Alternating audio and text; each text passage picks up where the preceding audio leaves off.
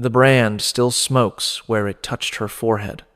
Serena is 26 years old, and she can smell her own flesh burning, can feel the iron letters fug searing into skin that will never heal cleanly. He can hear through the ringing in her ears the laughter of the men who held her down while the branding iron did its work. She was, until 14 days ago, a household slave in the villa of Senator Lucius Valerius Maximus, educated, trusted, permitted to manage correspondence and accounts, treated with something approaching respect by masters who valued her intelligence. Now she kneels in a stone courtyard at the Laurentine labor facility, her forehead marked forever as a runaway, her wrists chained to a post that has held hundreds of women before her, waiting to learn what specific punishment the administrator of this place has designed for slaves who dared to seek freedom. The brand on her forehead reads Fug Fugitivis, the Latin word that will define her existence until death. It is the first mark. She has been told there will be others. Around her, other women wait in similar positions, some freshly branded like herself, others bearing older marks that have scarred into permanent disfigurement. Some have the hollow eyes of those who have been in this facility for months or years. Some are new enough to still weep. One, chained to the post beside her, has stopped responding to anything at all. Her mind apparently departed from a body that the facility still claims ownership of. A man approaches the courtyard. He is perhaps 45 years old, with the bearing of someone who has spent decades overseeing the destruction of human beings and has grown comfortable with the work. His name, she has learned, is Quintus Servilius Drusus, and he is the administrator of this facility, the man who determines which women go to the quarries, which to the mines, which to purposes that the other women speak of only in whispers. The senator's runaway, Drusus says, stopping before her, the one who managed 12 days of freedom before the slave catchers found her. He crouches down to examine her face, tilting her chin upward with a casual cruelty. You should have known better. A household slave, educated, comfortable you had more than most slaves ever receive, and you threw it away for 12 days of freedom that ended here. I had reasons. They all have reasons. The reasons don't matter. What matters is that you ran, you were caught, and now you belong to this facility until we determine what to do with you. He releases her chin and stands. Tell me your reasons anyway. I am curious what motivated such stupidity. My daughter. She was sold 6 months ago to a buyer in Ostia. I ran to find her. Your daughter. Drusus's expression shifts slightly, not to sympathy, but to something more calculating. A child born in slavery, sold separately from her mother. This happens constantly. Slaves do not have families in any legal sense. You knew this. I knew this. I also knew that my daughter is 8 years old and was sold to a man whose reputation suggested purposes I could not accept. Could not accept, he laughs. You are property. Acceptance is not required of you. Your daughter is property. What her owner does with her is his concern, not yours. She is my child. She is his slave. You were Senator Valerius's slave. The relationship you imagine between mother and child does not exist in law. It barely exists in practice. He turns to the guards flanking him. Mark her for the special assignment. She has spirit.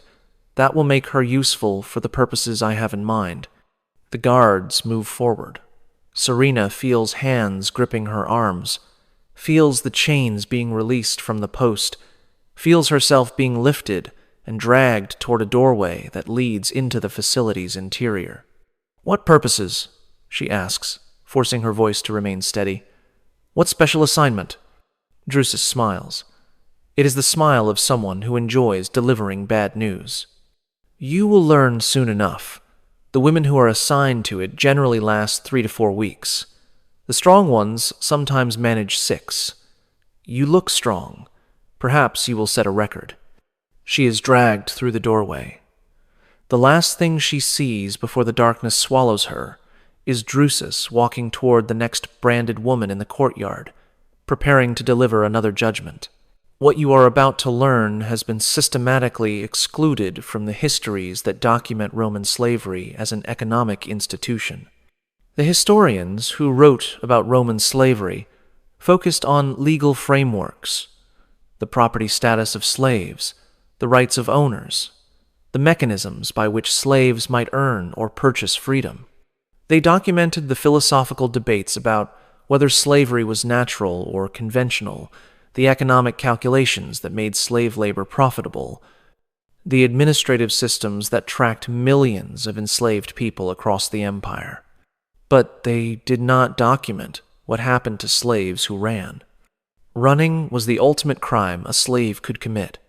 It represented rejection of the entire system, denial of the owner's authority, theft of the owner's property, the slave's own body, and dangerous precedent that might encourage others. Rome could not function if slaves believed escape was possible. Therefore, slaves who ran had to be punished in ways that eliminated any illusion of possibility. Tonight you will learn what those punishments actually involved. You will learn about the facilities that processed runaway slaves, the brands that marked them forever, the assignments that destroyed them systematically, the purposes that Rome preferred not to discuss openly. You will learn about the special assignments that certain facilities maintained work so brutal that it served as example, so degrading that it stripped away whatever humanity the slaves had retained, so lethal that 3 to 4 weeks was considered a normal survival time. You will learn about Serena, who ran to find her daughter and found herself in a facility designed to ensure that no slave ever ran again. Subscribe if you want to understand the full horror of what it meant to seek freedom in the Roman world. Comment below telling me where you are watching from. Because Serena is about to learn what the special assignment involves, and I am going to tell you exactly what Rome did to women who dared to dream of escape. But before I describe what happened in that facility, I need to take you back. I need to explain how Roman slavery actually functioned, why running was considered the ultimate transgression, and what systems existed to punish those who committed it. Because you cannot understand what Serena faced without understanding the system that made her punishment necessary. Roman slavery was the foundation of Roman civilization.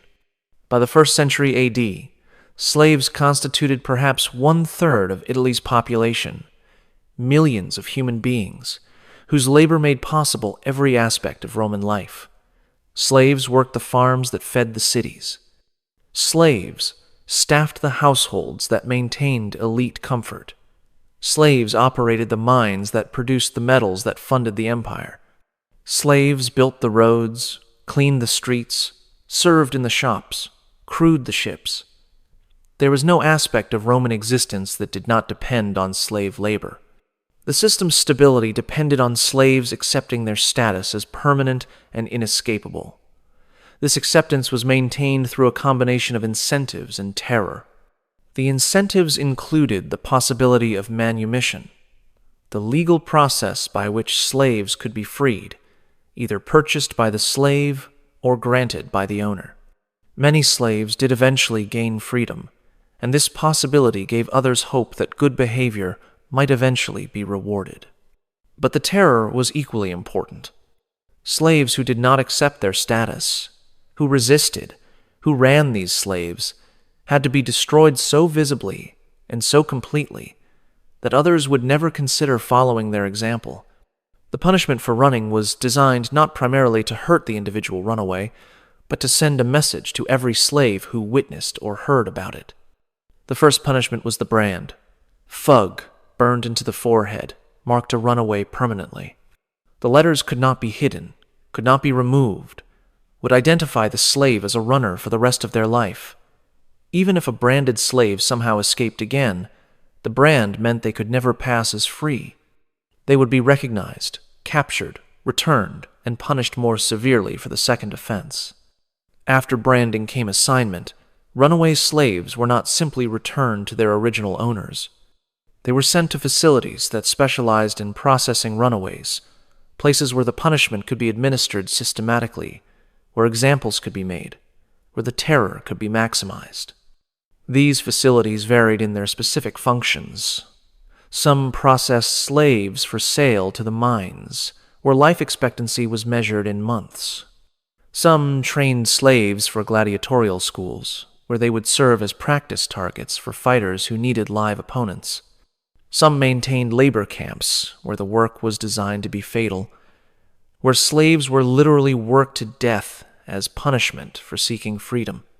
And some maintained special assignments purposes that the documentation rarely specified, but that survivors' testimony made horrifyingly clear. The Laurentine Labor Facility was one of these. Located south of Rome, it processed hundreds of runaway slaves each year. Most were sent to the quarries or the agricultural labor pools.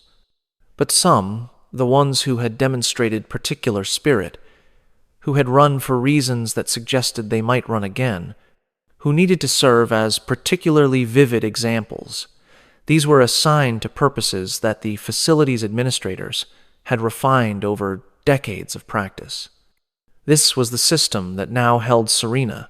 This was the facility that would determine her fate. This was the horror that awaited women who dared to seek freedom in the Roman world. Now let us return to Serena, who has been dragged into the facility's interior and deposited in a cell that will be her home for however many weeks she survives. The cell was small, perhaps 8 feet by 6 feet, with a stone floor, stone walls, and an iron grate that served as both door and window. There was no furniture except a thin pallet in one corner and a bucket in another. A single oil lamp, mounted outside the grate where she could not reach it, provided dim illumination that would never be extinguished. She would never know true darkness here, never be able to hide what was done to her in shadow. She was not alone. Another woman occupied